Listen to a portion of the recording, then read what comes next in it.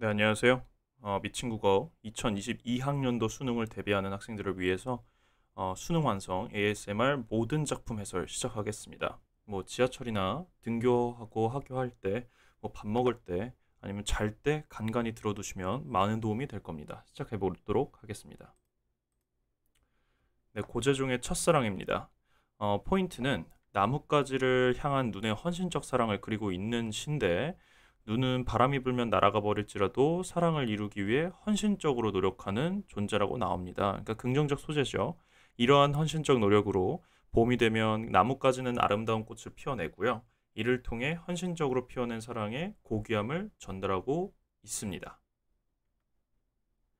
그래서 이번에는 포인트를 넘버링을 해서 한번 정리해 봤어요. 이거를 다 외우시지 마시고 대략적으로, 계략적으로 이런 느낌이구나, 이런 표현법들이 쓰였구나, 이렇게 생각하시면 되겠습니다. 뭐 일단 고재종의 첫사랑은 자연의 순화에서 사랑의 의미를 발견하고요. 뭐 시각적, 청각적 이미지를 사용해서 첫사랑의 의미를 유추하고, 그러니까 유추적 발성이라 그럽니다. 이거를. 그래서 봄꽃은 사랑 있고 눈을 이겨내는 거는 인내와 헌신이라 그러고, 그걸 통해 꽃의 의미를 표현하고요.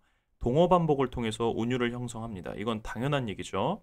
시간의 흐름에 따라 시상이 전개되고요. 서리적 표현을 사용하여 대상의 행위에 가치를 부여하기도 합니다. 그래서 음성상징어를 활용해서 대상의 행위를 구체적으로 드러내고요. 영탄적 어조를 사용하여 대상을 예찬하고 나뭇가지에 눈이 내리는 장면을 감각적으로 묘사합니다. 그리고 감각적이지 않은 시는 없습니다. 자, 자연의 순환에서 발견한 사랑의 의미를 역설적으로 제시하고요.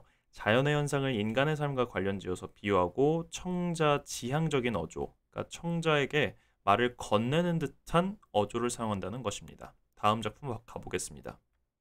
자, 박용래의 연시인데요. 포인트는 이 시는 감히 한여름에 땡볕에 붉어지고 이거 가고 가을 서리에 이거 눈 오는 겨울 어느 날 밤 재상에 오르는 과정을 그리면서 자연물에 대한 시인의 애정을 형상화한 작품입니다. 단 두 개의 문장을 총 14행으로 배열해서 전체적으로 언어의 절제와 표현의 간결성을 추구했는데 특히 회화적 이미지를 많이 사용해서 생동감을 확보했습니다. 또한 이 시의 전반적 주어는 땡볕, 서술어는 익다인데 후반부의 주어는 생략된 감이고 서술어는 빛나다입니다. 그래서 전반부의 주어인 땡볕에 연결되는데 내용이나 형식이 굉장히 치밀해서 잘 짜여진 시라고 생각하시면 되겠습니다. 다음으로 표현법 특징 가볼게요. 절제된 언어로 흔히 볼 수 있는 현실적 소재에서 미학적, 그러니까 시각적으로 아름다움을 불어 넣었습니다. 그다음에 땡볕에서 연시에서 빛나는 종발로의 감각적 전이, 그러니까 시의 유기성이 확보됐다는 소리입니다. 그다음에 시간의 흐름에 따라 시상이 전개되고요. 여름에서부터 시작해서 눈으로 끝나죠. 그다음에 간명한 표현, 그러니까 간단 명료한 표현이 돋보이고요. 그다음에 회화적 심상을 많이 사용하여 한 폭의 그림을 보는 듯한 느낌을 주기도 합니다. 그리고 이미지 중심의 향토시에 해당하는데 그래서 이 이미지 중심의 향토시, 즉 향토시라는 거는 자연물이 꼭 쓰이거든요. 그거에 연결돼서 자연물에 인격을 부여하는 방식으로 시적 의미를 형성합니다. 의인법이 쓰였다는 거겠죠? 그다음에 유기적 세계관을 바탕으로 쓴 작품입니다. 자, 현진건의 고향입니다. 일단 줄거리를 알려드릴게요. 자, 나는 대구에서 서울로 올라오는 길에 기차 안에서 그를 만납니다. 이 이름이 안 나와요. 처음에는 그에 대한 감정이 좋지 않았지만 그가 서간도와 일본으로 유랑을 하면서 비참한 생활을 하게 된 내력을 듣게 된 후 점차 그에 대한 반감이 풀리게 됩니다. 나는 그가 자신의 고향이 폐허가 된 것을 한탄하며 눈물을 흘리는 것을 보면서 그의 얼굴에서 음산하고 비참한 조선의 얼굴을 읽습니다. 자, 뭐 요 정도였고요. 현진건의 고향을 조금만 더 설명해 드리자면 이게 사실상 비참한 조선이라고 하고 했으니까 배경이 당연히 일제강점기겠죠. 그거 하나만 보고서 읽으면 아주 쉽게 풀릴 겁니다. 인물이 많이 나온 것도 아니고 해서 요거는 시험장에서 그대로 일제강점기의 비참한 조선인의 현실을 보여주는구나 라고 생각하면 될 것 같습니다. 네, 그 다음에 고전시가에서의 역군은인데 자, 포인트 가보도록 하겠습니다. 고전시가에서 역군은 강호지락을 노래한 작품에서 충군, 그러니까 임금께 충성을 다한다는 거, 충군을 직접적으로 드러낸 관습적 표현입니다. 임진왜란 이전에는 사대부들이 유교적 충 이념을 바탕으로 임금에 대한 신뢰와 존중을 담아 은거와 귀향까지도 임금과의 관계에서 이루어진다고 생각해서, 그러니까 귀향을 가도 임금의 덕분이고 뭐 그다음에 뭐 잘 살아도 임금의 덕분이다 뭐 이런 건데, 그래서 그렇게 생각해서 역군은이라는 표현을 사용했습니다. 그러나 임진왜란 이후 지어진 일부 시조의 경우 그 창작 배경을 살펴볼 때 역군은이라는 표현은 표면적인 충군의 수사로 보기에는 어려운 경우가 있습니다. 그러니까 저희가 아는 거랑 다르다는 얘기입니다, 이게. 그래서 좀 더 보자면 당쟁을 거치면서 정치적 좌절과 고통을 겪은 사대부들의 작품에서 언급한 역군운이라는 표현은 이면적인 의미를 담고 있다고 볼 수도 있기 때문입니다. 자, 그 다음으로 겉하지설화인데요. 이건 심청전과 약간의 연결성이 있어서 혹시 이게 9월 모의고사 전에 올라갈 것 같은데 겉하지설화와 심청전이 같이 나올 수도 있습니다. 일단 뭐 설화의 줄거리 좀 알려드릴게요. 자, 진성여왕의 막내 아들인 아찬 양패가 당나라의 사신으로 갔습니다. 겉하지도 궁수로 뽑혀 따라가게 됩니다. 그러니까 겉하지란 인물은 군인이에요. 자, 사신 일행은 당나라로 가는 도중에 곡도에서 풍랑을 만나고, 그러니까 바다에서 지금 태풍을 만난 겁니다. 양패는 꿈에 나타난 노인의 말에 따라 제비를 뽑아 겉하지를 섬에 남기고 떠납니다. 그러니까 지금 여기 누구나무를 해서 겉하지를 이제 거의 제물로 바친 거라고 생각하시면 됩니다. 그래서 겉하지가 홀로 섬에 남아 수심에 쌓여 있을 때 서해의 신인 노인이 나타나 자신의 자손, 그러니까 신입니다. 신 나타나 자신의 자손들을 해치는 중을 활로 쏘아달라고 부탁합니다. 겉하지는 숨어 있다가 다음날 중이 내려와 주문을 외우고 늙은 용의 간을 먹으려 할 때 활을 쏘아 중을 마치니 중은 늙은 여우로 변하여 땅에 떨어져 죽습니다. 노인은 이에 대한 보답으로 겉하지에게 자신의 딸을 아내로 주겠다고 말하고는 딸을 꽃가지로 변하게 하여 겉하지의 품속에 넣어주고 두 마리 용에게 명하여 겉하지를 받들고 사신 일행이 타고 가는 배를 따라가 호위하게 합니다. 이로 인해 사신 일행은 당나라 황제의 환대를 받고 고국에 돌아온 겉하지는 꽃가지를 다시 여자로 변하게 하여 그녀와 행복하게 삽니다.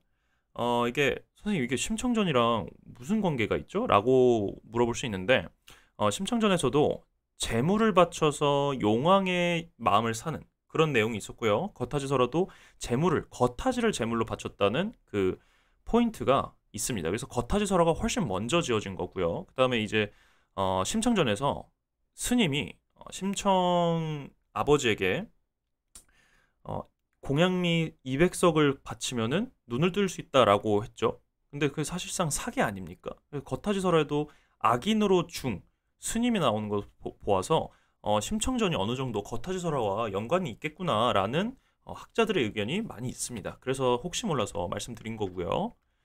자, 겉하지설화의 특징 좀 보겠습니다. 용구출 모티프라는 면에서 작제건설화와 유사한데 요거는 시험장에서 만약에 보게 되면은 복이나 다른 지문으로 따로 태워질 겁니다. 그래서 어렵지 않고요. 자, 두 번째, 영웅에 의한 악마퇴치설화에 해당하고요. 세 번째, 재물이 될 용녀를 구출하여 결혼하는 내용은 인신공의설화와 계통에 해당합니다. 이게 심청전이었죠. 자, 네 번째, 용녀가 꽃으로 변화하는 장면은 심청전에서 계승됐습니다. 여기도 심청전과 비슷한 유사한 맥락이라고 생각하시면 됩니다. 자, 다섯 번째, 현실적 사건과 비현실적 사건이 혼재합니다.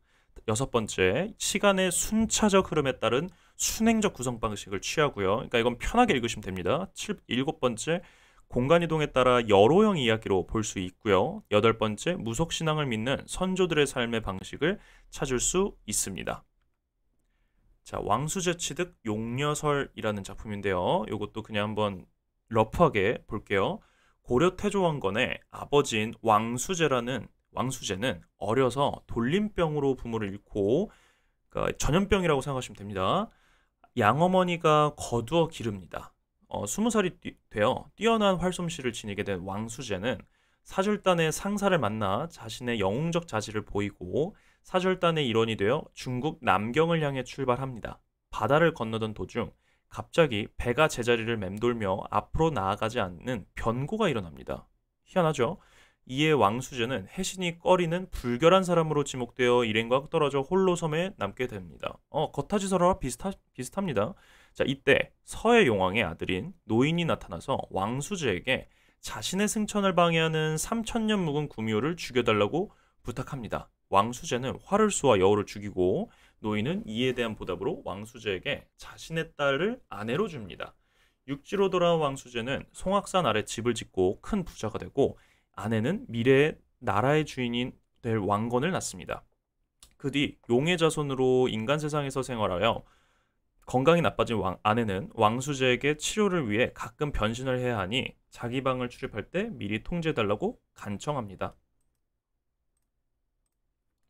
자, 그러던 어느 날 왕수제는 실수로 통제 없이 아내 방에 들어갔다가 아내가 용으로 변신하는 모습을 보고 그녀에 대한 정이 싹 사라지게 됩니다. 그러자 아내는 왕수제가 신의를 지키지 않았음을 지적하고 떠나가게 됩니다. 허무하죠? 자, 왕수제 취득 용녀설 특징 가겠습니다. 첫 번째, 용구출 모티프란 면에서 겉타지 설화와 유사하고요. 두 번째, 영웅에 의한 악마퇴치 설화를 모티브로 전개됩니다. 세 번째, 초현실계의 용녀와 인간계의 왕수제의 결혼으로 왕건의 탄생을 신성시하고요. 네 번째, 금지 모티프가 반영되어서 왕수제와 용녀가 이별하게 됩니다. 다섯 번째, 현실적 사건과 비현실적 사건이 혼재하고요. 여섯 번째, 시간의 순차적 흐름에 따라 순행적 구성 방식을 취합니다. 일곱 번째, 풍수지리설을 믿었던 조상들의 삶의 모습이 반영되었고요. 여덟 번째, 묘사를 통해 작품 분위기, 인물의 비범함을 드러냅니다. 아홉 번째, 왕건의 탄생과 관련된 건국신화적 성격의 이야기고요. 열 번째, 작재건 설화를 바탕으로 내용을 변용하여 소설화했습니다. 자, 박조열의 오장군의 발톱 가겠습니다. 스토리 말씀드릴게요. 시골에서 어머니와 함께 살고 있던 오장군은 어느 날 징집영장을 받습니다. 어리숙한 오장군은 군대 체계에 적응하지 못하고 자신이 속한 동쪽 나라 사령관의 어깨나 주무르는 일을 하던 중 전쟁에 승리하기 위해 자신을 역정보 공작원으로 보낸 동쪽 나라 사령관의 계략대로 아무것도 모른 채 공작을 완수하게 됩니다. 자, 서쪽 나라 사령관은 오장군을 충성심이 강한 장교로 생각하며 예우를 갖춰 사형에 처하고 이후 오장군의 머리카락과 손톱이 가족에게 전해집니다. 자, 특징 볼게요. 막을 사용하지 않고 15개의 그러니까 씬이에요, 씬. 15개의 씬으로 구성되어 있는데 두 번째, 우화극의 형태를 취하여 전쟁의 비극성을 강조합니다. 세 번째, 공간의 대비, 그러니까 시골 마을과 군대인데 이러한 대비를 통해 전쟁의 비인간성과 폭력성을 효과적으로 드러냅니다. 네 번째, 인간의 순수하고 아름다운 본성을 짓밟는 이 전쟁의 폭력을 고발한 작품이고요. 다섯 번째, 폭력에 의해 고통받는 민중의 아픔을 우의적으로 표현했습니다. 여섯 번째, 남북한의 대치 현실을 우의적으로 드러내고요. 일곱 번째, 작품의 주제를 극명하게 보여주기 위해 경으로, 그러니까 씬으로 배치했고요. 여덟 번째, 논리적 전후 관계를 기본으로 하는 사실주의적 구조로 구성됐고, 아홉 번째, 클라리넷을 사용하여 서사극 양식에서 음악이 기능하는 소격 효과를 이루어냅니다. 그러니까 강조 효과예요, 이게. 그러니까 강조인데 소격 효과라는 게 갑자기 맥락을 끊어버리는 효과라고 생각하시면 됩니다. 자, 계속 가보겠습니다. 자, 이의 매초명월인데, 자, 이 작품은 눈 속에서 달빛을 받아 흰빛과 맑은 기운을 바라는 매화의 아름다움을 노래하고 있습니다. 매화의 아름다움을 물빛, 흰 자태 등의 비유적 표현을 통해 형상화하고 있으며 매화가 지닌 지조와 절개의 속성을 맑고 차가움이라는 말을 통해 나타내고 있습니다. 화자는 이러한 매화의 속성을 내면화하여 마음을 정화하는 모습으로 시상을 마무리하고 있습니다. 자, 특징 말씀드릴게요. 첫 번째, 감각적인 시어를 사용하여 매화의 아름다움을 표현했고요. 두 번째, 매화의 모습을 비유적으로 제시했습니다. 세 번째, 선경우정의 방식으로 구성을 했고요. 네 번째, 외면에서 내면으로 시상을 전개합니다. 이거 중요해요. 외면에서 내면으로 시상을 전개했습니다. 다섯 번째, 자연물과 화자의 조응을 통해 카타르시스를 느끼게 합니다. 여섯 번째, 관념화된 매화의 속성을 감각적으로 제시합니다. 자, 다음 작품 가보겠습니다. 신재철의 추운 산인데요. 이 시에서 화자는 추운 산길을 걸으며 눈사람이 되기를 바랍니다. 눈사람이 되고 싶다는 것은 순수하고 가치 있는 삶을 지향하는 것으로 볼 수 있는데, 화자는 사물에 이름을 붙이거나 그 이름에 매여 사는 사람들을 부정적으로 바라보고 있습니다. 이런 사람들은 산을 두고 다닌다거나 산을 깎아 무언가 메운 사람들로 형상화되고 있습니다.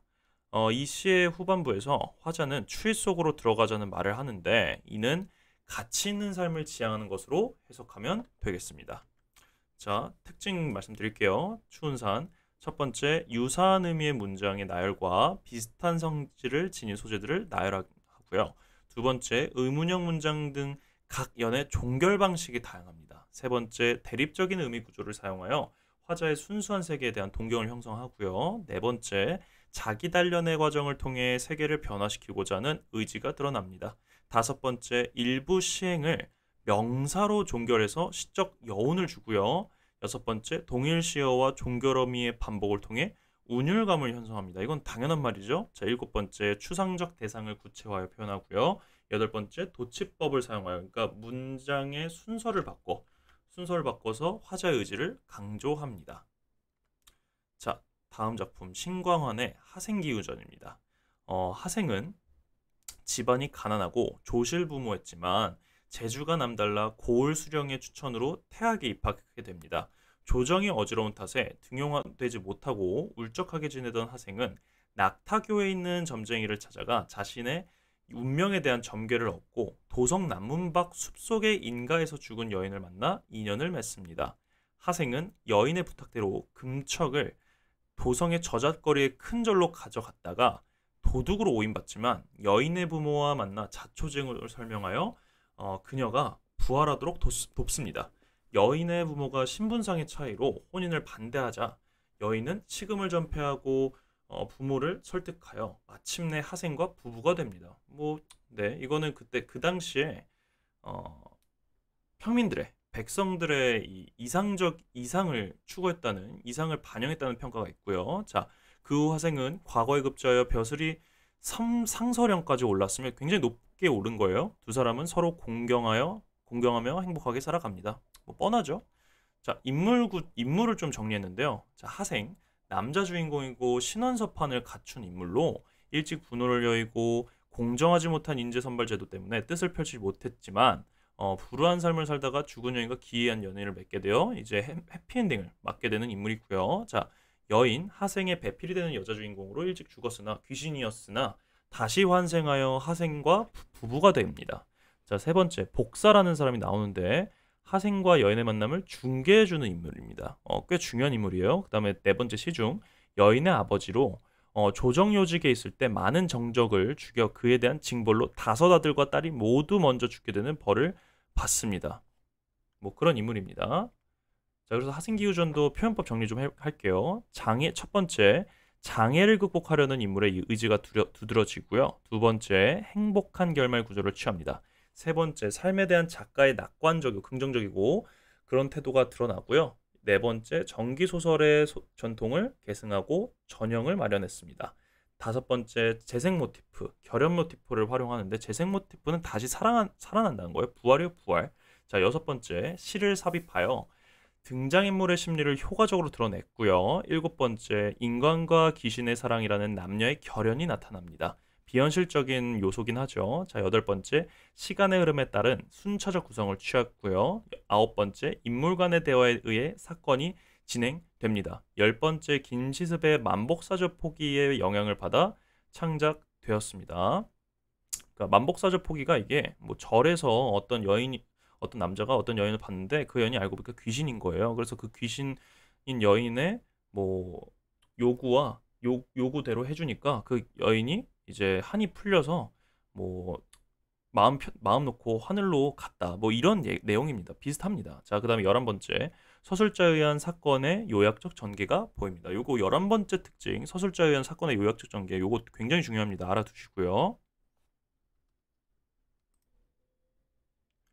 네, 다음으로 이지아 씨의 초식입니다. 소도시에서 얼음 도매업을 하고 있던 아버지는 세 번째 국회의원 출마를 합니다. 이전에 있었던 두 번의 선거에서도 아버지 서광삼은 늘 꼴찌로 낙선을 했지만 아버지는 세 번째 국회의원 출마를 멈추지 않습니다. 특히 아버지는 출마를 할 때마다 채식을 강행하여 선거운동을 돕던 모든 집안 식구는 곤욕을 치릅니다. 세 번째 출마의 유세장에서 아버지는 친구 최 씨를 만나게 되고 최 씨와의 과거 불미스러운 일들과 관련된 문제로 소란이 일어나 잠시 채식을 중단하고 선거운동을 멈춥니다.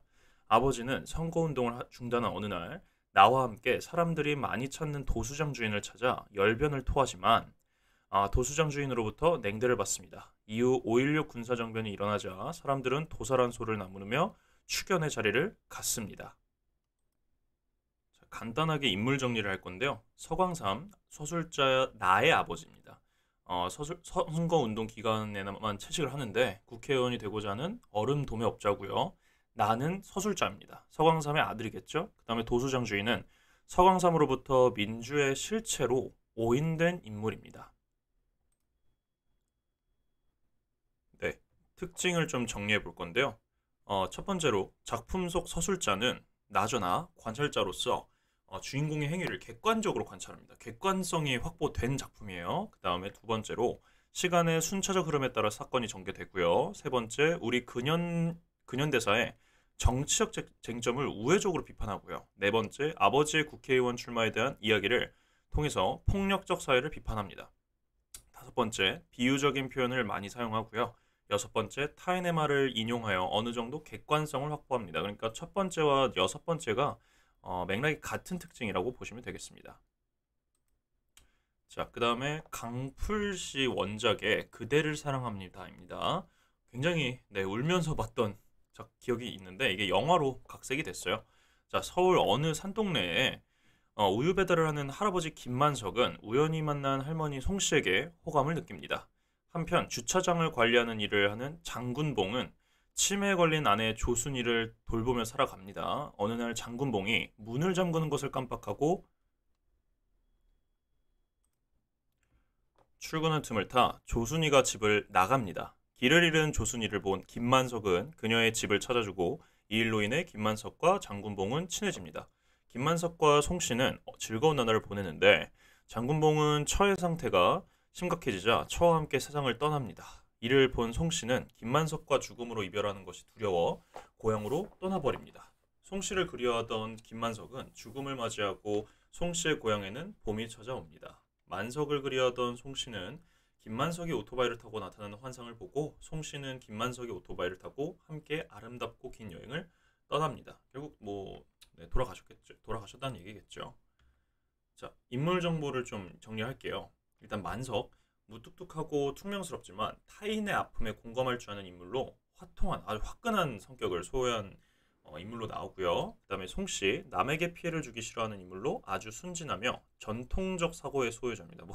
요즘으로 보면은 좀 꼰대 기질이 있다는 그런 느낌이 있는데 근데 전혀 이 작품에 그런 걸 비판하려는 의도는 없습니다. 자, 그 다음에 장군봉, 주차장 관리인이고 치매를 앓는 아내로 고민이 많은 인물이며 연하라는 인물이 등장하는데 동사무소 직원이고 친절하고 착해서 이제 많이 도와주는 역할로 나옵니다. 이 정도만 정리하면 되겠고요. 자, 특징 정리해 볼게요. 첫 번째로 우리 사회의 노인의 삶의 방식을 섬세하게 제시합니다. 그다음에 두 번째로 노인 문제, 사회적 약자에 대한 문제 제기를 통해 올바른 해법을 고민하도록 유도하고요. 세 번째, 가족 해체로 인한 독거노인의 경제적 삶에 대한 실상을 사실적으로 제시합니다. 네 번째, 노인 문제를 바라보는 작가의 따뜻한 시선이 느껴지고요. 다섯 번째, 국가, 사회 구성원 모두가 노인 문제 해결에 나서야 함을 은근하게 제시합니다. 여섯 번째, 사회 문제로 대두된 노인 문제를 압축적으로 제시하여 은근한 감동과 아픔을 자아냅니다. 자, 그 다음에 이청준의 소문의 벽입니다. 이거는 실제로 평가원에서 냈던 작품이죠. 가보겠습니다. 이 작품은 잡지사 편집장인 나가 미친 사람 행세를 하는 소설가 박준을 만나게 되면서부터 박준의 진술공포증의 원인을 추적해 나가는 과정을 그리고 있습니다. 나는 잡지 수록을 거절당한 박준의 소설 2편과 미발표된 소설 1편을 읽게 되고 이를 통해 박준의 의식과 소설관을 이해하게 됩니다. 박준을 미치게 하는 현실의 억압이 무엇인가를 살피게 되고 그 과정을 통해 나는 박준을 이해하게 됩니다. 결국 나는 작가나 편집인에게 현실은 진실한 자기 진술을 억압하는 것으로 작동할 수 있지만 작가는 정직한 자기 진술을 멈출 수 없다는 인식에 도달합니다. 이후 나는 정신병원에 입원해 있는 박준을 찾아가지만 박준은 이미 정신병원을 떠난 후였습니다. 박쥐는 자기 스스로 광인행세를 하여 스스로를 현실에서 소외시키는 것이었습니다. 이 결말을 좀 알아두세요. 그래서 이러한 방법으로 박쥐는 작가의 정직한 자기 진술을 받아들이지 않는 세상에 저항하는 삶의 방식을 선택한 것입니다. 자, 이 구성을 조금 제가 정리를 해놨어요. 왜냐면 이게 외부 이야기, 외화, 내부 이야기, 내화로 이제 구분되는 액자식 구성을 좀 띠기 때문에 좀 알아두셔야 될 것 같아서 굳이 이렇게 말씀드립니다. 자, 일단 외부 이야기는요. 박준의 소설 원고를 건네받고 읽는 나에서부터 시작합니다. 자, 그 다음에 내부 이야기 가볼게요. 1편 괴상한 버릇이라는 이 에피소드가 있는데 현실적 업을 피해 가사 상태에 빠졌다가 영원히 깨어나지 못합니다. 은신처로서의 잠, 그러니까 주인공 회피 심리가 드러난다는 그런 포인트가 있고요. 괴상한 버릇이. 2편은 벌거벗은 사장님이라는 포인트가 있는데 사장님의 비행을 알고도 주위의 시선 때문에 말해서는 안 된다는 강박증에 사로잡히게 되는 이야기입니다. 그러니까 억눌린 진술의 욕망을 담아낸 거고, 그다음에 작가적 양심과 현실의 갈등. 그러니까 이상은 이거를 뭐 사장님이 나쁜 짓을 하는 거를 알려야 되는데 주위 시선 때문에 내가 말하면은 이제 거꾸로 뭐 잘릴 수 있겠죠. 그런 것 때문에 이제 내적 갈등을 하게 되는 그런 포인트고요. 3편 전직불 이야기인데 여기가 평가원에서 냈었던 파트입니다. 네. 그래서 정체를 알 수 없는 신문관에게 짐작한 자기 이야기를 해야 한다는 사실을 불안해하는 이야기인데, 그래서 전직불에 대한 두려움, 뭐 인물의 과거 경험 이런 것들을 통해서 이 전직불을 보면은 박준이 막 발작을 했어요. 그런 에피소드가 있던 그런 포인트입니다. 그다음에 인터뷰 기사가 같이 3편에 딸리거든요. 자, 박준의 소설관이 드러나는 포인트인데, 그래서 소문의 벽의 무서움을 이야기합니다. 그래서 결국엔 외부 이야기로 돌아와서 박준의 정신병원 탈출과 나의 죄책감이 같이 드러나는 포인트입니다. 그래서 혹시 이게 나오게 된다면 내부 이야기의 1, 2편 중에 하나와 외부 이야기를 한 포인트를 쫙 깔 거예요. 중략을 통해서. 그래서 요거는 그냥 박준이 미친 척 한 거였고, 박준이 미친 척 한 이유는 이 억눌린 진술을 유도하는 이 사회를 통해서 그냥 차라리 자기는 미친 사람인 척 하겠다. 그러니까 요 포인트만 잡아두시고 읽으면 편할 겁니다. 자, 이제 특징 잡아볼게요. 첫 번째, 거짓된 언어가 판치고 편견과 억압으로 가득 찬 소문의 벽의 실상을 고발하는 작품이고요. 다음 두 번째, 내부 이야기와 외부 이야기의 액자식 구성을 취하고 있습니다. 아까 말씀드렸죠. 세 번째, 내부 이야기 3편의 소설을 통해 박준의 의식, 주제의식을 보여주고요. 네 번째, 열린 결말 형식을 통해 현대사회의 폭력성을 환기시키고 문제의식을 제기합니다. 다섯 번째, 외부 이야기는 박준의 광기의 원인을 찾아가는 내용입니다. 그 다음에 여섯 번째, 외부 이야기를 1인칭 관찰자 시점으로 하여 독자에게 사건의 충격과 의미를 여실히 전달합니다. 일곱 번째, 내부 이야기는 전지적 작가 시점으로 하여 독자들이 인물이 겪는 심리, 사건 의미를 정확하게 파악하도록 합니다. 여덟 번째, 보이지 않는 공포로 괴로워하는 인물의 모습을 다른 사람의 시선으로 그려냅니다. 아홉 번째, 서술자의 직접 서술을 통해 인물의 의식과 작중 상황이 독자에게 전달됩니다. 자, 다음으로 정운의 탄군가입니다. 요거는 꽤 나올만한 작품이에요. 자, 가보겠습니다. 이 작품은 곤궁한 생활을 벗어날 수 없음을 탄식하면서 결국 그것을 수용하는 자세를 노래한 가사입니다. 화자의 가난한 생활상이 일상적 소재를 바탕으로 사실적으로 그려져 전달의 효과를 높이고 있는데, 가난 귀신, 그러니까 궁귀라고 나옵니다. 여기서 궁귀와의 대화 상황을 제시한 부분에서는 인식의 변화를 바탕으로 자신의 삶을 수용하고자 하는 화자의 태도가 잘 드러납니다. 그래서 참신한 발상이 돋보이면서 이 대화 형식을 취했다는 것 자체가 당대 사회상을 확인할 수 있는 작품입니다. 자, 탄군가의 특징 한번 정리해 볼게요. 첫 번째로 박인로의 작품과 마찬가지로 강한 현실인식을 보여주는 작품입니다. 두 번째, 가난을 의인화하여 가난으로 인한 고통을 희화화하고요. 세 번째, 고사를 인용하여 화자의 처한 상황을 부각합니다. 근데 고사는 항상 상황 부각이라는 당연한 특징이 있기 때문에 이건 굳이 뭐 안 해도 될 것 같고요. 자, 네 번째, 대꾸, 대조의 표현을 통해 화자의 가난한 처지를 강조합니다. 다섯 번째, 화자의 처지를 구체적으로 묘사하여 사실성을 높이고 있고요. 여섯 번째, 궁기를 의인화하여 대화체로 표현하였으며 삶에 대한 화자의 태도가 드러납니다. 일곱 번째, 전반부는 화자의 가난한 생활상을 드러내어 한탄하고 후반부는 자신의 처지를 체념적으로 수용합니다.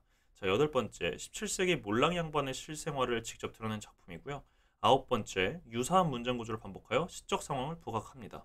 요것도 반복은 항상 강조를 동반합니다. 요건 알아두시고요. 자, 10번째, 현실의 어려움으로 인한 고뇌를 드러냅니다. 11번째, 의문형 어미를 활용하여 자신의 처지를 강조합니다. 계속 가보겠습니다. 자, 홍성민의 무연판 속설인데요. 1591년 홍성민이 정철의 당인으로 몰려 함경도 부령에 유배되었을 때 지은 작품입니다. 평소 상업을 천하게 여겼던 글쓴이는 외딴 유배지에서 굶주림에 시달리자 부득이 이종을 시켜 소금과 곡식을 매매하는 장사꾼 노릇을 했습니다. 이로 인해 굶주림은 면했으나 부끄러운 마음은 감출 수 없었습니다. 그는 자신이 다시 선비가 되는 것은 바랄 수 없으나 귀양살이에서 풀려나면 농민으로 살고 싶다고 했습니다. 이 작품은 농업을 중시하고 상업을 천시하는 전통적인 관념에서 벗어나지 못했지만 유배문학의 새로운 경향을 보여주면서 변방유배지의 풍속을 알려주는 사료로서의 가치도 있습니다. 제목인 무연판 속설은 소금을 받고 곡식을 산다라는 의미입니다. 그러니까 요게 정말 이제 국문학과 교수님들, 여러분이 볼 수능이나 9월 모의고사 출제자가 되실 분들께서 정말 중요하게 생각하시는 작품이거든요. 그래서 요게 여러분이 지금까지 봤던 그 유배 가사와 유배 문학과 굉장히 다른 점이 실제로 자기가 잘못했던 점, 그러니까 유배지에서의 잘못했던 점을 직접 드러낸다는 것 자체가 굉장히 문학사적 의의로 아주 중요한 작품이라고 생각하시면 되겠습니다. 자, 특징 잡을게요. 첫 번째, 작가의 체험을 바탕으로 자신의 내면을 드러내고요. 두 번째, 과거와 현재의 삶을 대조하여 제시합니다. 요거 조심하세요. 자, 세 번째, 사대부 의식이 강하여 다른 계층에 대한 천시가 드러납니다. 그러니까 이 상인에 대한 이 쌍놈이라는 게 여기서 나온 거거든요. 그래서 상인들에 대한 비하 발언이 있었어요. 그래서 뭐 그거는 뭐 그때 시대상을 보면은 어쩔 수 없지만 뭐 그런 게 있다. 요런 천시하는 태도가 있었다. 알아두시고요. 네 번째, 자신의 유배지 생활을 사실적으로 제시했습니다. 다섯 번째, 현재 부정적 처지에서 벗어나고 싶은 게 글을 쓰게 된 동기입니다. 여섯 번째, 명분을 중시 여기는 작가의 가치관이 반영됐고요. 일곱 번째, 화자는 현재 처지를 부정적으로 인식합니다. 자, 이춘풍전 가겠습니다. 서울에 살던 이춘풍은 가산을 탕진하고 방탕한 삶을 살았으나 아내가 열심히 품팔이를 하여 돈을 모은 덕분에 세간이 넉넉해지게 됩니다. 그러자 춘풍은 호조 돈 2,000냥을 빚내고 가산을 털어 평양으로 장사를 떠납니다. 평양에서 춘풍은 기생 추월에게 빠져 돈을 모두 빼앗기고 이 소식을 들은 춘풍의 아내는 새로 부임하는 감사를 따라 비장으로 변장하여 평양으로 갑니다. 그녀는 추월과 춘풍에게 벌을 준 후 춘풍이 돈을 되찾게 도와주고 서울로 돌아갑니다. 서울로 돌아온 춘풍은 아내에게 돈을 벌었다고 허세를 부리지만 다시 아내가 비장복장을 하고 나타나자 전전긍긍하며 망신을 당합니다. 비장이 의복을 벗자 그제서야 비장이 자신의 아내라는 것을 알게 되고 이후 춘풍은 개과천선합니다. 그나마 바뀌어서 다행이죠. 완전 노답이었는데. 자, 이 인물 정리 좀 할게요. 이춘풍, 방탕하고 오만해서 아내의 도움으로 이뤄낸 것을 자기가 자신의 힘으로만 이뤄낸 것처럼 자만하다가 추월에게 돈을 다 잃고 거지처럼 지내다가 비장으로 위장한 자신의 아내의 도움으로 다시 집을 돌아오나 정신을 차리지 못하고 다시 아내에게 거만하게 대하였다가 비장이 자신의 아내임을 알고 놀라게 됩니다. 자, 춘풍의 아내 가볼게요. 이제 비장으로 변장하는 분이죠. 무능한 춘풍을 만나서 뼈 빠지게 고생을 하다가 자만에 빠진 춘풍이 추월에게 돈을 다 떼먹히자 비장으로 분장하여 사또에게 부탁을 하여 추월에게 돈을 받았는데 사또에게 부탁합니다. 그러니까 이게 여기서 평양회계비장이라고 나오는데 이 평양회계비장이 사실상 그냥 검사 역할이라고 생각하시면 돼요. 자, 그 다음에 추월 기생 가볼게요. 부정적 인물이고요. 춘풍에게 재물을 다 뺏기고 하인 부리듯 마구 부리다가 사또의 명령에 어쩔 수 없이 춘풍에게 5,000냥을 돌려주게 됩니다. 그냥 전형적인 악역이라고 생각하시면 돼요. 자, 계속 가보겠습니다.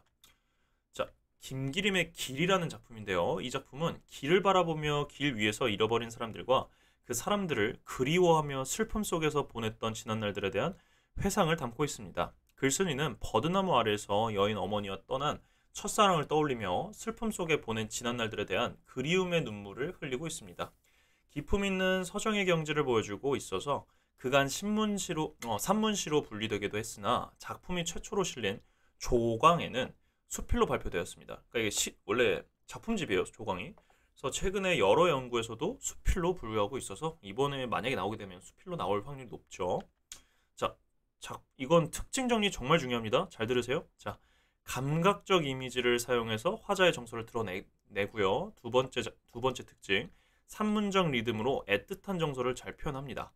세 번째, 상실의 아픔과 추억에 대한 그리움의 정서가 드러나고요. 네 번째, 과거 회상에서 현재로의 구성으로 전개됩니다. 자, 다섯 번째, 추상적 대상을 구체화하여 표현하고요. 여섯 번째, 색채 대비를 사용하여 더 선명하게 이미지를 드러냅니다. 일곱 번째, 시간 흐름에 의한 치상 전개로 화자의 정서에 관심을 집중시키고요.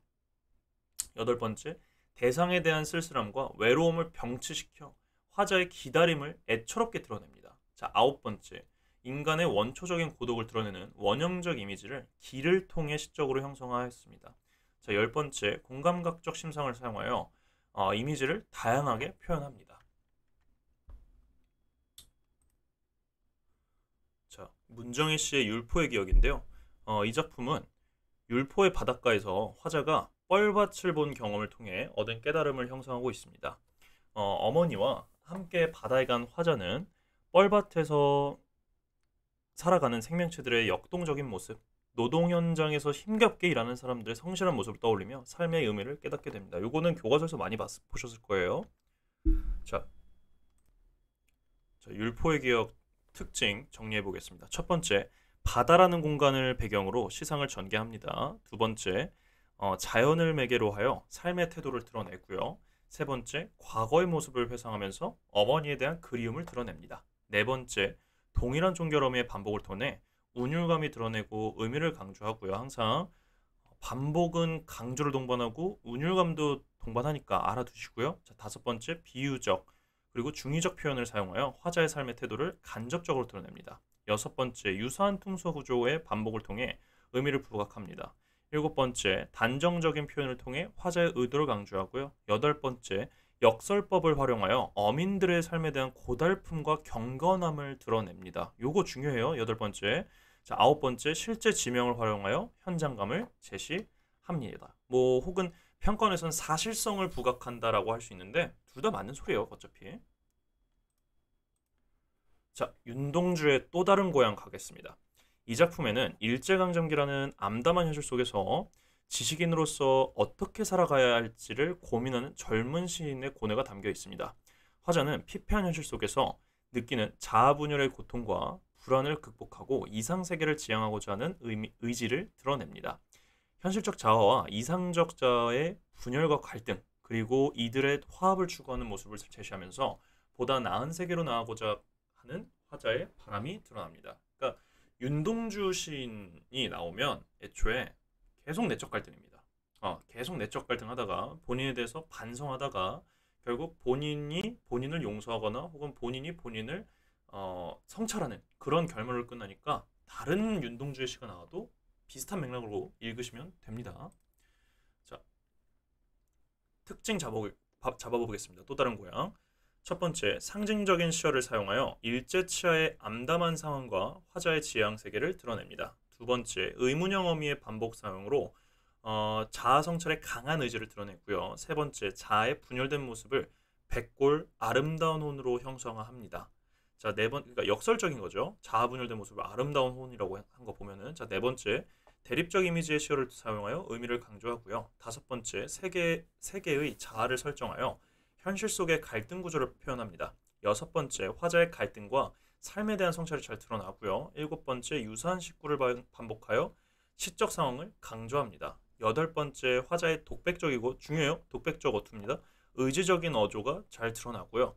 아홉 번째, 의문의 방식을 통해 대상에 대한 화자의 혼란한 내면 상태를 드러냅니다. 열 번째, 시대적 상황에 기반한 갈등과 성찰의 과정을 개성적 표현으로 형상화합니다.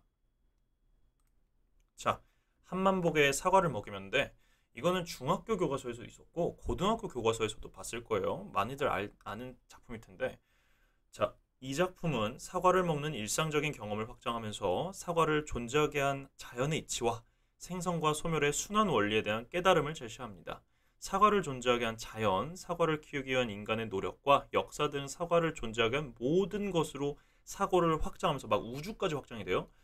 모든 존재가 서로 연결되어 있다는 것을 발견하고 사과를 먹는 행위가 사과를 존재하게 한 우주를 먹는 것이며 순환하는 생명의 원리에 참여하는 가치 있는 일이라는 것을 드러냅니다. 뭐 간단한 시예요.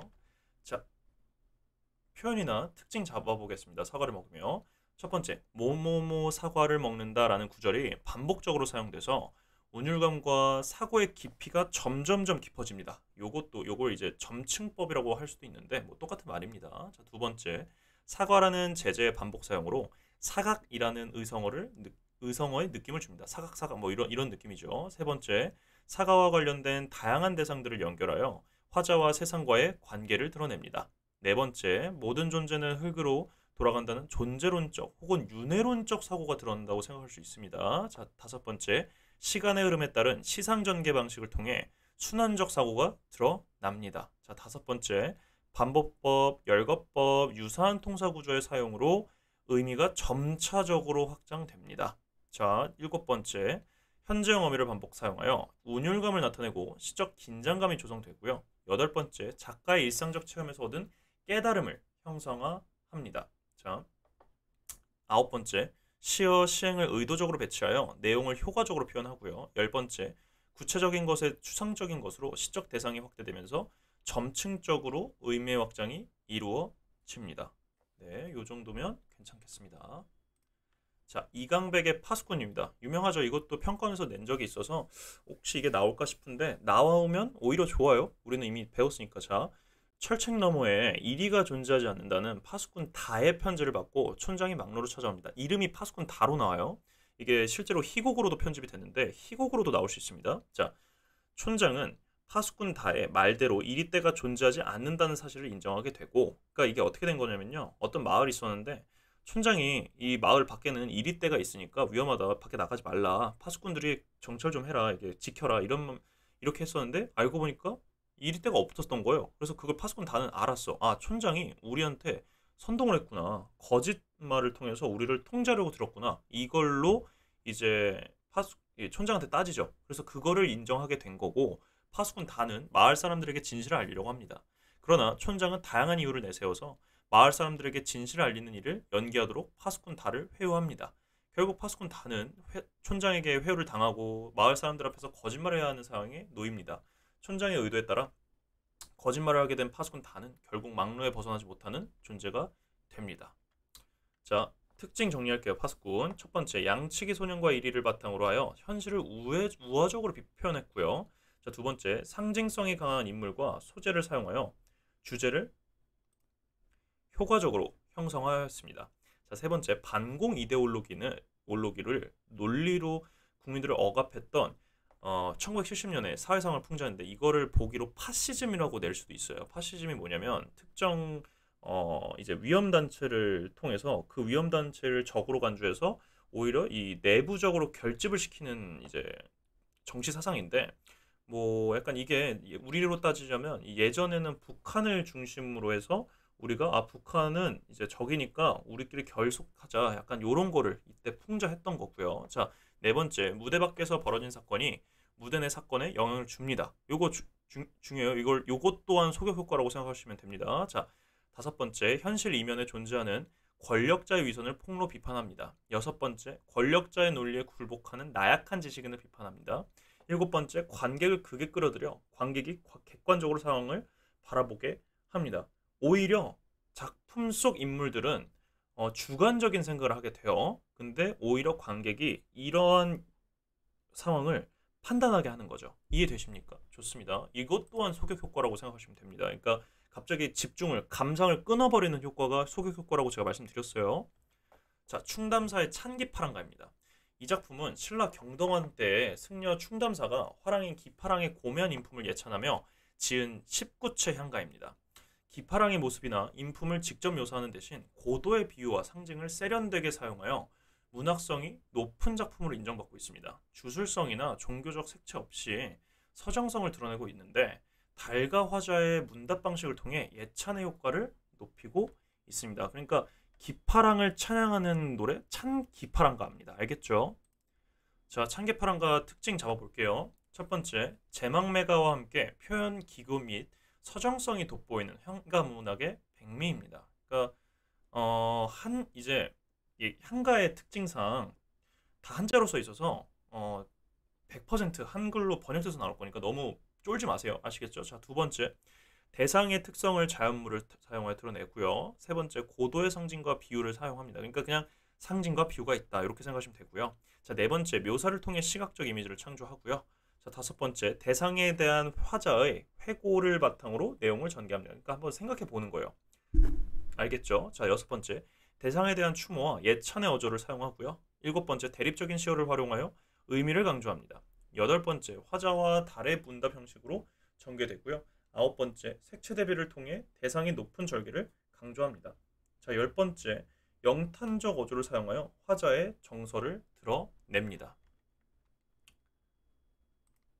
자, 정도전의 신도가 가겠습니다. 이 작품은 조선 건국에 앞장섰던 정도전이 한양으로의 천도를 찬양하기 위해 지은 악장입니다.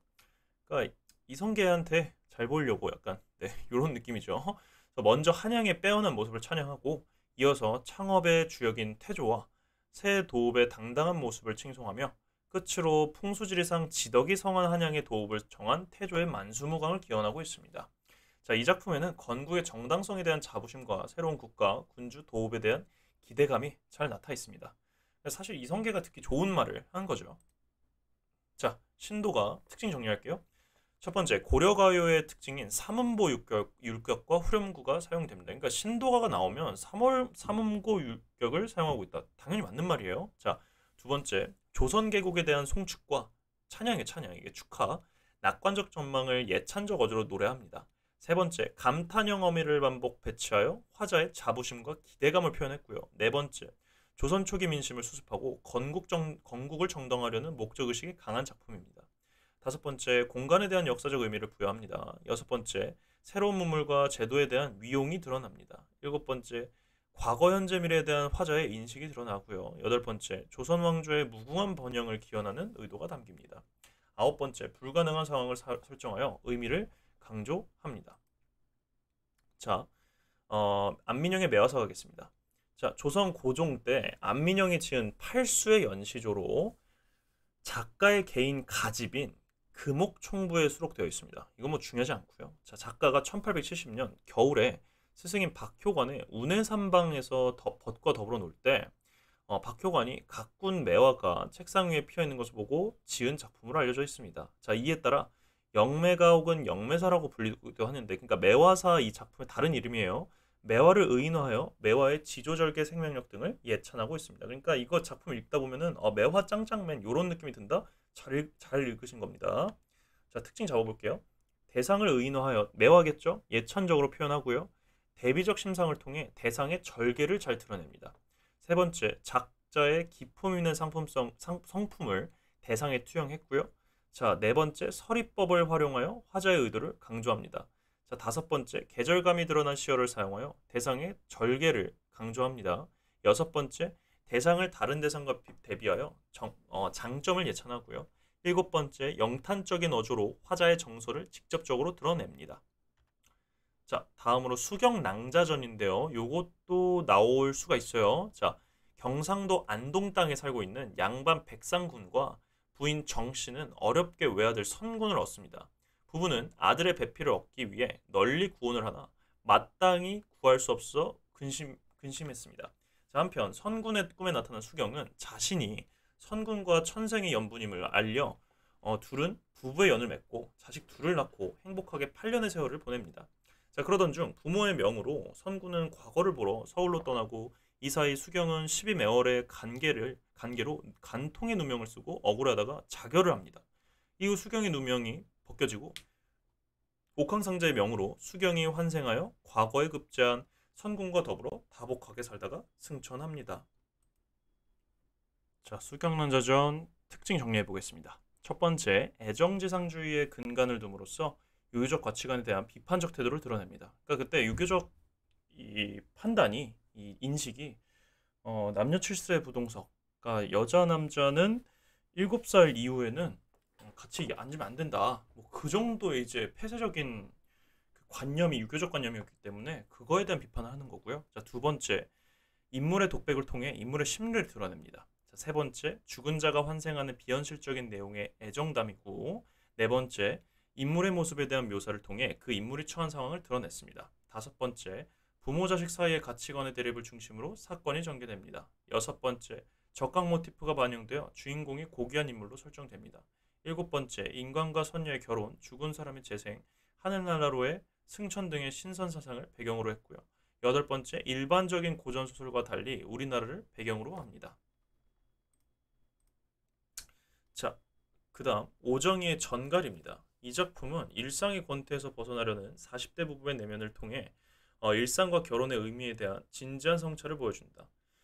요컨대 나날의 삶을 무력하게 하고 삶의 환상조차 허락하지 않는 이 근대적 일상과 그러한 일상 속에 녹인 부부의 삶에 대한 반성적 성찰을 드러내고 있습니다. 자, 이제 줄거리를 말씀드릴게요. 그녀와 그녀의 남편은 아들 둘을 두고 무난하게 일상을 살아가고 있는 40대 부부입니다. 그렇게 무난하게 일상을 영위하던 어느 날 남편은 승진을 전제로 한 아프리카 오지 군문을 자원합니다.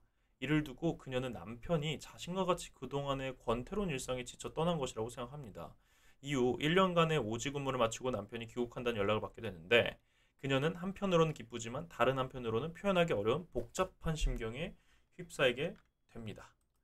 자, 특징 정리할게요. 첫 번째, 작품 외부의 서술자에 의해서 초점 화자인 여자 중심으로 사건이 전개됩니다. 다시 한번 이게 아내가 직접 서술하는 게 아니에요. 서술자가 따로 있고 초점 화자가 따로 있는 겁니다. 알겠죠? 자, 두 번째, 시간 흐름에 따른 순차적 구성 방식을 취하고요. 자, 세 번째, 말하기 방식 중심으로 전개됩니다. 그러니까 대사 중심이라는 거죠. 자, 네 번째, 부부간 애정 문제를 다뤘고, 다섯 번째, 결혼 생활을 영위하는 부부의 문제를 환상적으로 표현합니다. 자, 여섯 번째, 직장으로 인한 남편과의 한시적 이별과 성차적 태도가 권태 문제 해결이 될 수 있음을 제시합니다.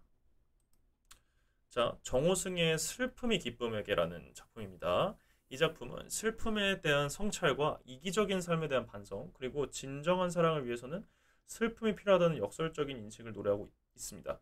이 작품에서 기쁨은 소외된 사람들에게는 무관심한 존재이고 슬픔은 소외된 사람을 돌보고 사랑하는 존재로 지시되는데 이를 통해 자신의 행복이나 기쁨만을 추구하는 이기적인 세태를 비판하고 더불어 사는 삶의 자세를 회복해야 한다고 노래합니다. 자, 첫 번째, 이 특징 정리할게요. 슬픔이 기쁨에게. 첫 번째, 청자가 대상에게 말을 건네는 방식을 사용합니다. 자, 말을 건네는 방식이 뭐죠? 화자가 대사를 쳤는데, 말을 했는데, 청자가 특정이 돼 있고, 근데 그 청자가 답장이 없는 게 말을 건네는 방식입니다. 아시겠죠? 자, 두 번째, 모모겠다의 사용으로 화자의 의지를 드러내고요. 세 번째, 추상적 개념을 의인화하고 이를 화자와 청자로 설정하여 이기적인 삶에 대한 반성을 유도합니다. 자, 네 번째, 슬픔 기쁨에 대한 역발상적인 시각을 보여주고요. 자, 다섯 번째, 슬픔에 대한 성찰을 바탕으로 이기적인 세태를 비판합니다. 자, 여섯 번째, 역설법을 사용하여 의미를 강조합니다. 일곱 번째, 통사구조의 반복을 통해 운율감을 드러냅니다. 여덟 번째, 계절감이 드러나는 시어를 사용합니다. 자, 유치원의 생명에서 가보겠습니다. 이 작품은 생명의 본질을 찾기 위한 강인한 의지를 표현하고 있습니다. 자신이 현실적으로 지니고 있는 지식이나 감정으로는 생명의 본질을 깨우칠 수 없다는 생각으로 인해 허무와 회의감에 빠진 화자는 현실의 자아를 버리고 본질적 자아를 찾기 위해 아라비아 사막으로 떠납니다. 이게 작품이 되게 몽환적이에요. 이게 또 비현실적이라고 생각할 수 있는데 아무튼 자, 아라비아 사막은 일체가 사라진 죽음의 공간으로 화자는 이곳에서 현실의 모든 것을 잊고 본질적인 생명을 찾고자 하는데 만약 찾지 못한다면 차라리 죽음을 택하겠다고 표현할 만큼 정말 결연한 의지, 정말 각성된 의지를 드러냅니다. 자신을 버려야만 참된 자아를 얻을 수 있다는 점이나 죽음의 공간에 가서야 비로소 생명의 본질을 찾을 수 있다는 역설적 관점이 드러납니다. 이거는 실제로 시를 정독해 보세요. 자, 특징 정리해 볼게요. 생명에서 첫 번째, 출발에서 수련, 성취까지의 과정을 통해 극한적 의지를 표현합니다. 두 번째, 의지적이고 남성적인 어조가 드러나고요. 세 번째, 추상적이고 관념적 진술이 추가됩니다. 자, 네 번째, 역설적 논리로 주제를 형성하고요. 다섯 번째, 생경한 한자어 사용으로 다소 어렵게 느껴질 수 있는데 요거는 그렇게 문제가 되지 않습니다. 한자어 자체 뜻을 물어보진 않겠죠? 자, 여섯 번째, 단정적인 표현으로 정서를 강렬하게 드러내고요. 일곱 번째, 절망을 절망으로써 극복하고자 하는 의지적 태도 혹은 역설적 태도라고도 할 수 있겠죠. 여덟 번째, 치열한 허무 극복 의지를 엿볼 수 있습니다. 아홉 번째, 주관적 관념이 직설적으로 표출되고요. 자, 열 번째, 절망을 절망으로써 극복하고자 하는 의지적인 태도를 보입니다. 자, 열한 번째, 특정 어미를 사용하여 시적 화자의 의지를 강조합니다. 자, 정약용의 수호제기 가보겠습니다. 이 작품은 전통적인 한문문학 양식인 기로 글쓴이의 큰형님이 수호제라는 이름을 붙이게 된 사연을 적고 나를 지킨다는 것이 어떤 의미인지에 대한 의문을 제기하면서 자신의 삶을 성찰하고 이를 통해 삶의 깨달음을 제시하고 있습니다. 글쓴이는 나를 현실적 자아와 본질적 자아로 구분한 후 간직하고 지켜야 할 본질적 자아를 잃어버려 세상을 유혹에 흔들리고 미혹에 빠진 것에 대한 후회를 드러내면서 본질적인 자아를 지키는 것이 얼마나 중요한지를 강조하고 있습니다. 나는 큰형님이 자신의 집에다 붙인 수호제라는 이름을 듣고 의문을 품게 됩니다. 그러다가 귀향을 가게 되어 이 이름에 대한 생각을 하다가 갑자기 해답을 얻게 됩니다. 천하만물은 지킬 필요가 없지만 나는 어떤 것보다 잃기 쉬우므로 잘 지켜야 한다는 것이다. 자, 나는 자신을 지키지 못했던 지난 날을 반성하며 나를 잃어버렸던 지난 날의 삶에 대해 후회를 합니다. 그 후 나는 나를 지킨다는 것의 진정한 의미를 깨닫고 수호의 삶을 다짐합니다. 자, 특징 정리할게요. 수호제기. 첫 번째, 단정과 예시를 통하여 글의 설득력을 높였고요. 성현의 명구를 인용하여 주장을 강조하는 논거로 삼습니다. 그러니까 이게 고사 인용이죠, 사실. 자, 세 번째, 구체적 경험으로부터 깨달음을 도출하여 독자에게 삶의 지침을 제시해 줬고요. 네 번째, 지난날에 대한 반성과 자신에 대한 성찰이 담겨 있습니다. 자, 다섯 번째, 의문을 제기하고 깨달음을 논하는 구성으로 되어 있습니다. 여섯 번째, 한문 양식의 하나인 기이며 실용적인 성격이 강합니다. 자, 일곱 번째, 경험과 사색, 자문자답을 통해 사물의 의미를 도출하고 삶을 성찰합니다. 자, 박완서의 환각의 나비 가보겠습니다. 이 작품은 치매에 걸린 어머니를 모시는 문제를 두고 영주와 영탁남매가 벌이는 갈등과 홀어머니의 아픔이 잔잔하게 드러나는 소설입니다. 그러니까 박완서 씨가 이런 걸 정말 많이 썼어요. 그래서 정말 슬픈 이 작품인데, 자, 줄거리 가볼게요. 젊어서 남편을 잃고 홀로 힘겹게 새 아이를 키우며 살아온 어머니는 노인이 되어 치매를 앓게 됩니다.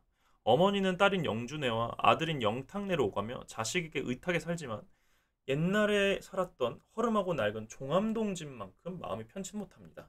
결국 어머니는 가출하게 되고 종암동 집을 닮은 천계사 포교원에서 편안하게 안식을 누립니다.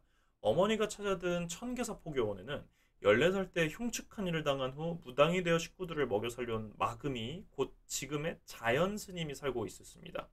어머니는 부엌일이 서툰 자연 스님에게 애정 섞인 타박을 하며 상을 차리는데 이때 그녀의 모습은 마치 오래된 자식을 거두는 것처럼 자연스럽습니다.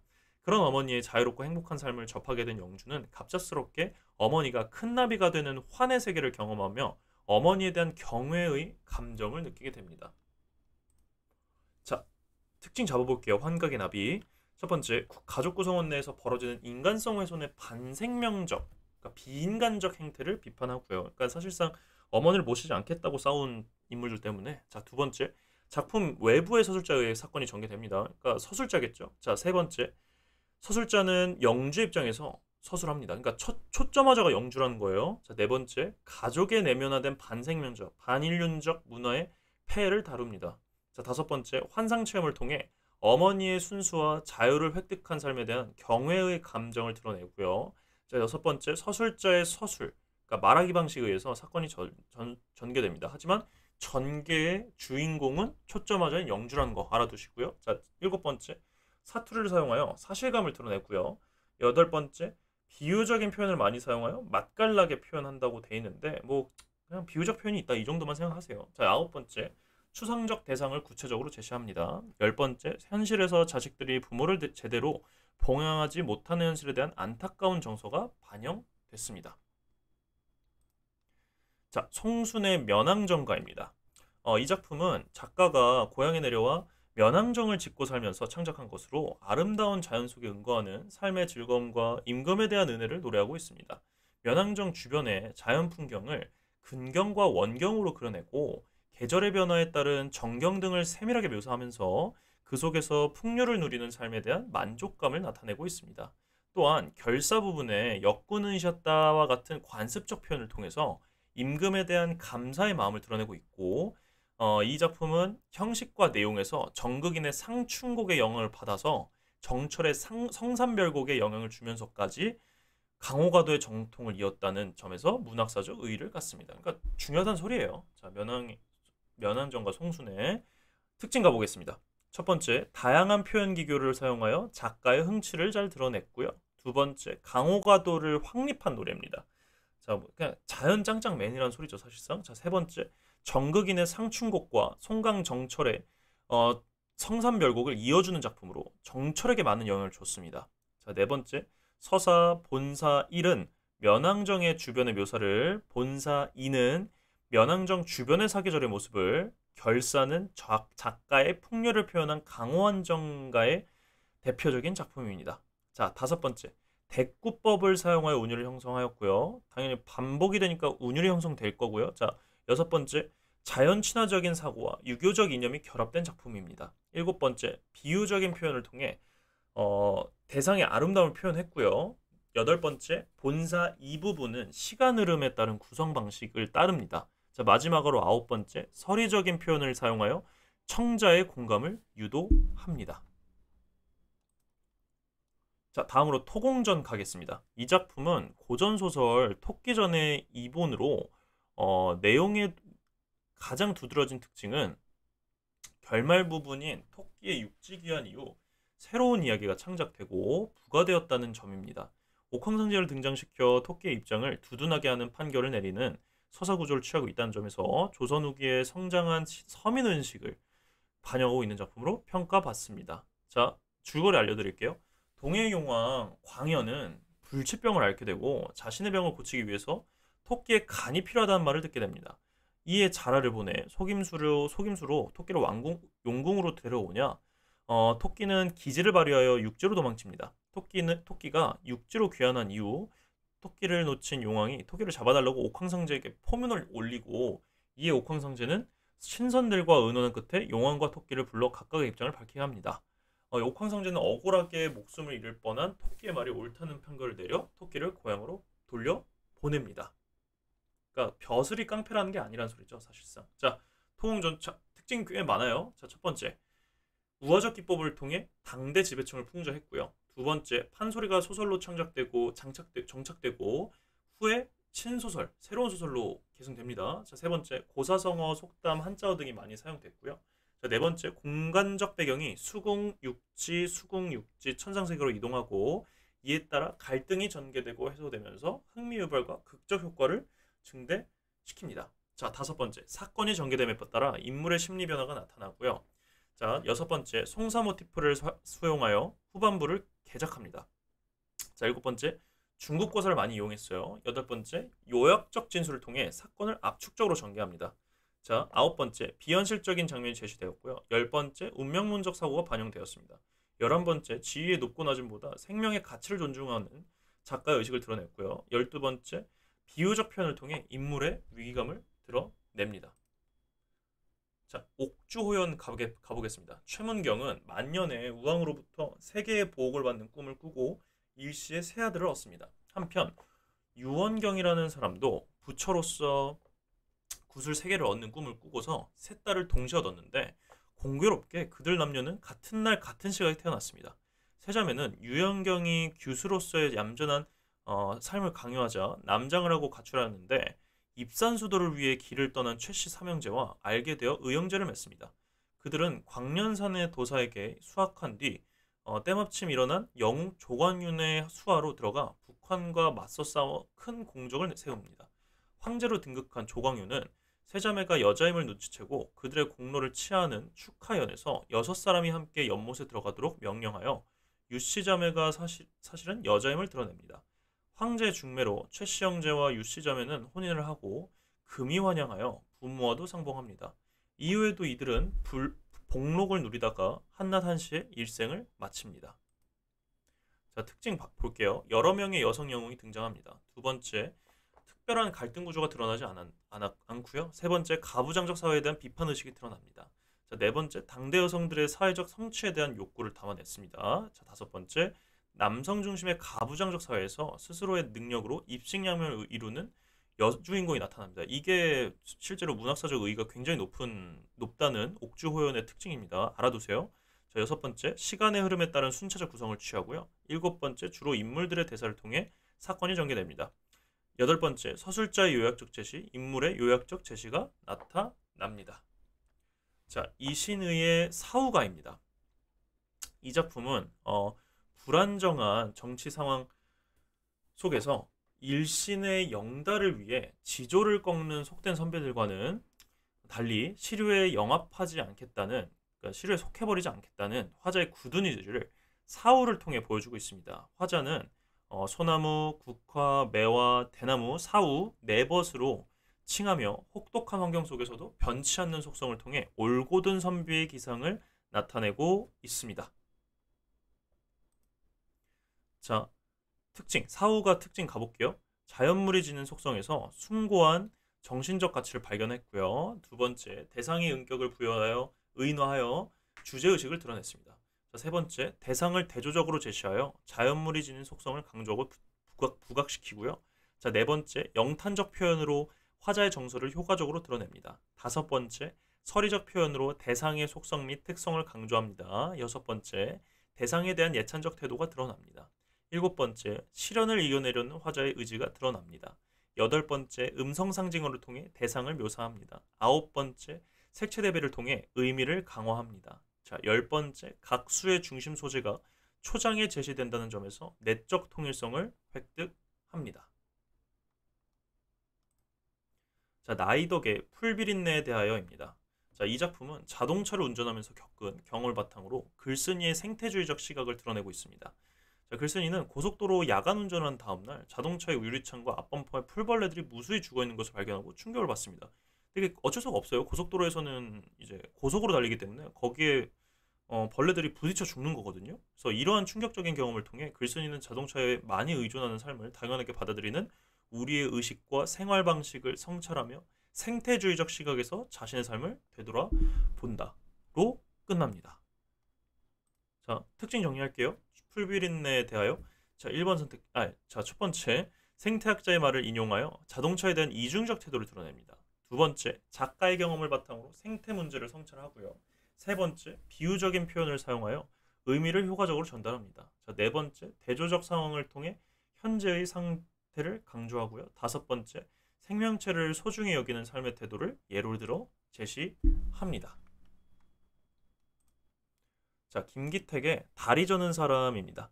이 작품은 지하철 역사에서 우연히 마주친 다리 저는 사람의 걸음을 보면서 얻은 새로운 인식을 형성하고 있습니다. 화자는 다리 저는 사람의 걸음을 요란한 걸음 정도로 생각했지만 그의 걸음을 보면서 못 걷는 다리를 위해 온몸이 다리 역할을 한다고 인식하며 경직된 모습에 다른 사람과 대비되어 역동적으로 걷는 그의 걸음에 긍정적 의미를 부여하고 있습니다. 자, 이런 걸 시선의 전환이라 그러죠. 자, 다리 저는 사람 특징 정리하겠습니다. 첫 번째, 화자가 관찰자 입장에서 시적 대상을 세밀하게 관찰하여 시상화합니다. 자, 두 번째, 음성 상징어를 사용하여 대상을 효과적으로 형성하고요. 세 번째, 영화의 스틸컷 기법을 활용하여 시적 대상을 강조합니다. 자, 네 번째, 대조적 이미지를 이용하여 대상의 모습을 표현합니다. 자, 다섯 번째, 지하철 역사라는 제한된 공간에서 역동적으로 걸어가는 다리 저른 사람의 모습을 표현하였습니다. 자, 여섯 번째, 특정 대상, 그러니까 다리 전 사람에 대한 관찰이 시상을 떠올리는 매개체로 작용하였고요. 자, 일곱 번째, 장애인에 대한 인식 전환을 보여주는 작품이고요. 여덟 번째, 역동적 이미지를 사용하여 대상을 긍정적으로 제시합니다. 자, 납작납작 박수근 화법을 위하여라는 작품인데요. 이 작품은 박수근 화백의 그림을 보고 쓴 시입니다. 실제예요. 자, 가난한 삶을 살아가는 서민에 대한 동정과 연민을 표현한 시로 박수근 화백의 그림을 본 화자가 그림과 관련하여 하나님에게 묻는 형식으로 시상을 전개시키고 있습니다. 자, 이를 통해 그러니까 이게 하나님한테 좀 따지는 투로 말하거든요. 자, 그래서 이를 통해 가난한 서민들이 고달픈 삶을 살 수밖에 없는 현실에 대한 비판적 시선을 표출하고 있습니다. 자, 특징 정리할게요. 박수근 화백의 새여인을 모티브로 삼는데 만약 이게 나온다면 실제로 보기에 이 새여인이라는 작품이 나올 수 있어요. 자, 두 번째, 가난한 사람들에 대한 삶의 애환과 연민이 주됐고요. 자, 세 번째, 서리적 표현을 통해 주제를 암시하였습니다. 네 번째, 미술 작품의 표현 기법을 시로 형성했습니다. 다섯 번째, 화자를 화가로 설정하여 자신의 그림에 대해 묻는 형식을 취했습니다. 여섯 번째, 절대자에게 가난하게 살아가는 사람들의 부당함을 항변하는 어조입니다. 일곱 번째, 특정 대상에 대한 관찰이 시상을 떠올리는 매개로 작용합니다. 여덟 번째, 하나님을 청자로 설정하여 말을 건네는 어투를 사용합니다. 아홉 번째, 음성 상징어를 활용하여 생동감 있게 표현했습니다. 열 번째, 역설적 표현을 통해 의미를 강조하였습니다. 자, 마지막 작품이에요. 고생하셨습니다. 자, 황순원의 고개사입니다.